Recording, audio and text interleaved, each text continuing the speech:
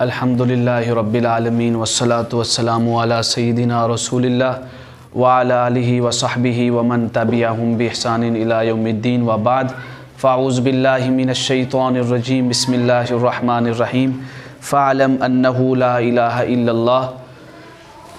جیسا کہ آپ احباب کو معلوم ہے اور مشاہدین کو بھی معلوم ہے، ہمارا جو کورس چل رہا ہے اس کا عنوان ہے کیف تصیر عبقریا فی التخصصات الشرعیہ، یعنی کوئی بھی علوم شرعیہ پڑھنے والا اسٹوڈنٹ کس طرح فنون دینیہ میں ملکہ حاصل کر سکتا ہے، مہارت تامہ حاصل کر سکتا ہے جس سے وہ مصادر اصلیہ سے استفادہ کر سکے۔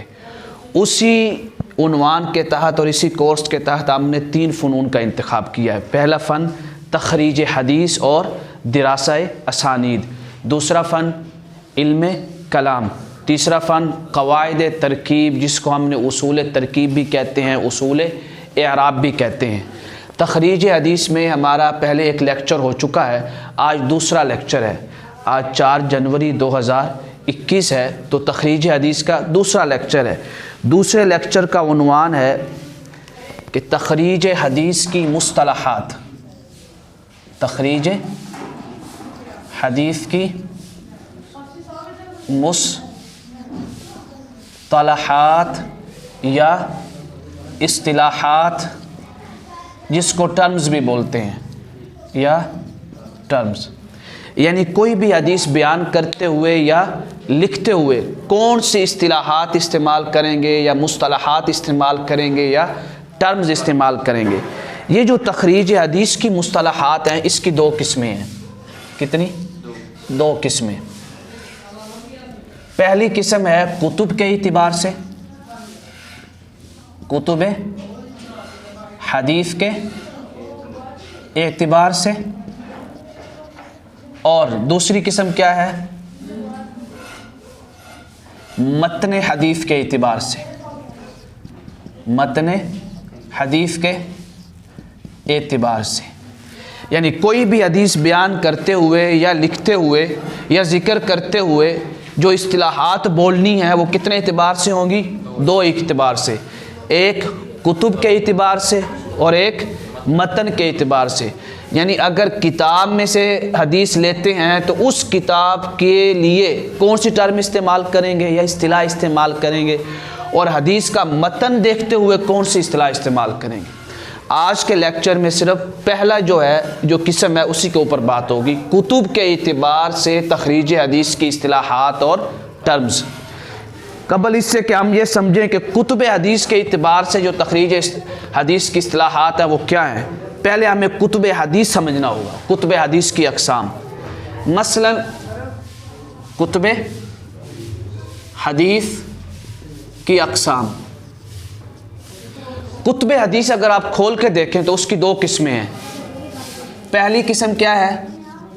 مصادر اصلیہ، مصادر اصلیہ یعنی جو اصلی سبجیکٹ ہیں۔ دوسری کیا ہے؟ یہ لکھا ہوا آ رہا، سمجھتے ہیں بھائی؟ دوسری قسم کیا ہے؟ مصادر فرعیہ۔ اب سوال کیا ہے یہاں پہ کہ مصادر اصلیہ سے کیا مراد ہے اور مصادر فرعیہ سے کیا مراد ہے؟ سمپل سی تعریف ہے کہ ہر وہ کتاب جس کا مصنف اپنی کتاب میں حدیث کو اپنی سند کے ساتھ بیان کرے، اپنی سند کے ساتھ بیان کرے، اس کتاب کو کیا کہتے ہیں؟ مصادر اصلیہ۔ اس کی مثال کیا ہے؟ صحیح بخاری، صحیح مسلم اور دیگر کتب۔ یعنی یہ کون سی کتابیں ہیں کہ جس کے اندر کتابوں کے مصنف نے احادیث کو اپنی سند کے ساتھ بیان کیا ہے۔ اور مصادر فرعیہ سمجھنا آسان ہو گیا ہے، یعنی مصادر اصلیہ سے مراد کیا ہے کہ جن کتابوں میں احادیث ان کتابوں کے مصنفین نے اپنی اسانید کے ساتھ یا سند کے ساتھ حدیثوں کو روایت کیا ہے، اس کو کیا کہتے ہیں؟ مصادر اصلیہ۔ مصادر فرعیہ سے کیا مراد ہے؟ وہ کتابیں جن کے مصنفین نے احادیث کو اپنی سند کے ساتھ روایت نہیں کیا بلکہ کسی اور سے حدیث سے لی اور کہا کہ یہ حدیث ترمذی میں ہے یا نسائی میں ہے یا ابن ماجہ میں ہے، طبرانی میں ہے یا مسند بزار میں ہے یا الادب المفرد میں ہے، یعنی کسی اور کتاب کا حوالہ دیا۔ تو مصادر فرعیہ سے کیا مراد ہوئی؟ وہ کتابیں جس میں احادیث کو مصنفین یا مؤلفین اپنی سند کے ساتھ بیان نہیں کرتے، صرف مجرد حدیث کو نقل کرتے ہیں، تو ان مصادر کو کیا کہتے ہیں؟ مصادر فرعیہ۔ جب آپ کتابیں کھولیں گے تو کتابوں میں 3 قسمیں ملیں گی۔ کتنی؟ 3۔ یا تو کتابیں صرف مصادر اصلیہ ہوں گی، یعنی ان کتابوں میں حدیثیں صرف روایت ہیں، یا پھر کیا ہے؟ مصادر فرعیہ، یعنی ان کتابوں میں حدیثیں روایت نہیں ہے سند کے ساتھ بلکہ دوسری کتابوں سے لی گئی ہیں، یا پھر کیا ہے؟ ایسی کتابیں ہیں جن کے اندر مصنفین نے احادیث کو روایت بھی کیا ہے اور دوسری کتابوں سے نقل بھی کیا ہے، یعنی ایک ہی کتاب ہے وہ مصادر اصلیہ کا درجہ بھی رکھتی ہے اور مصادر فرعیہ کا درجہ بھی رکھتی ہے۔ بعض کتابیں کیا ہوگی؟ صرف مصادر اصلیہ ہوں گی، یعنی جس میں مصنفین نے اپنی سند کے ساتھ حدیث کو روایت کیا ہے، اور بعض کتابیں صرف مصادر فرعیہ ہوں گی جن میں مصنفین نے حدیث کو اپنی سند کے ساتھ روایت نہیں کیا بلکہ کسی اور کتاب کا حوالہ دیا ہے حدیث کو لکھتے ہوئے۔ بعض کتابیں ایسی ہیں کہ جو جمع ہیں مصادر اصلیہ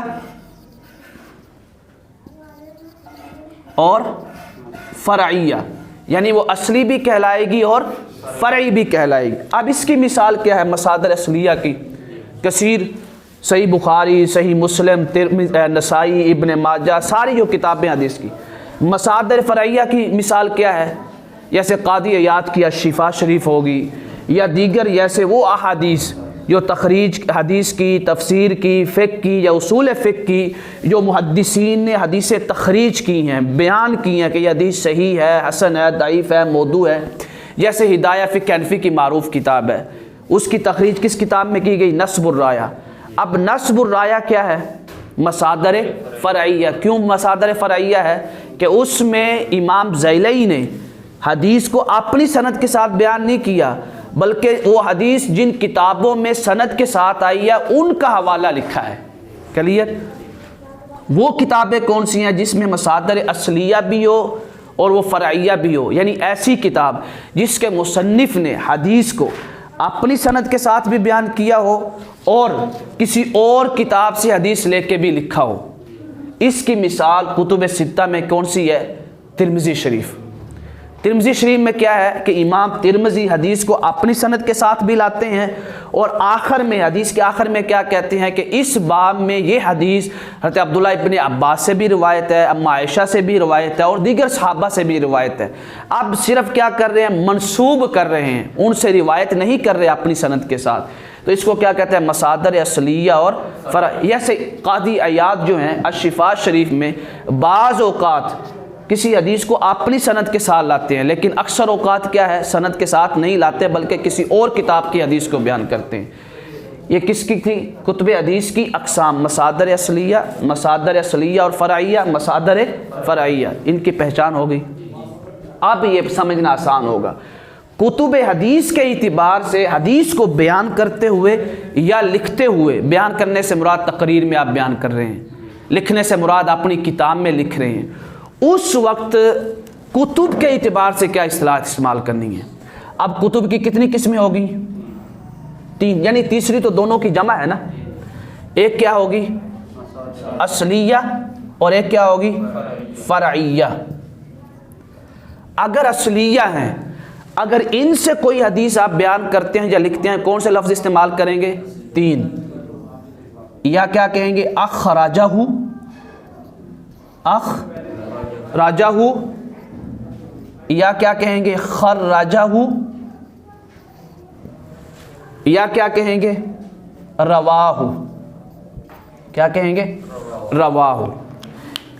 یعنی اخرجہ، خرجہ یا رواہ کا لفظ بولنا ہے۔ مثلا اگر آپ کوئی حدیث کا حوالہ دینا چاہتے ہیں کہ یہ صحیح بخاری میں ہے تو آپ کیا کہیں گے؟ اخرجہ الامام البخاری، یا خرجہ الامام البخاری، یا رواہ الامام البخاری۔ ان تینوں میں سے ایک لفظ کا استعمال کرنا ہوگا آپ کو۔ اگر فرعیہ ہیں، اگر ان کتب فرعیہ سے آپ کوئی حدیث بیان کرتے ہیں تو اس کے لیے 3 لفظ استعمال ہوتے ہیں، 3 اس کے لیے بھی۔ پہلا کیا ہے؟ او رادہ ہو، او رادہ ہو۔ دوسرا کیا ہے؟ ذاکرہ ہو۔ تیسرا کیا ہے؟ ناقالہ ہو۔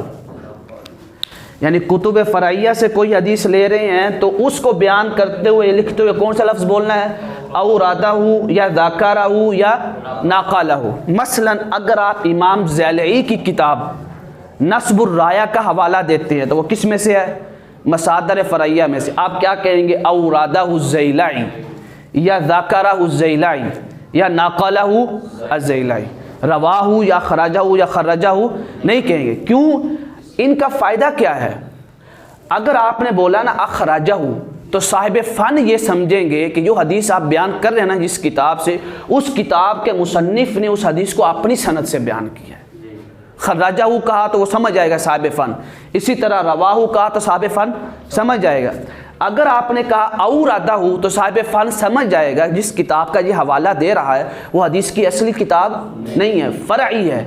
اب اگر آپ نے اصلی کتاب سے حدیث لیتے ہوئے ان میں سے کوئی ٹرم کا استعمال کر لیا، یعنی او رادہ ذاکرہ ناقلہ، صاحب فن کیا سمجھے گا کہ مصنف نے اپنی سند سے حدیث بیان نہیں کی بلکہ کسی اور کی حدیث لی ہوئی ہے۔ تو کتنا فرق آ گیا۔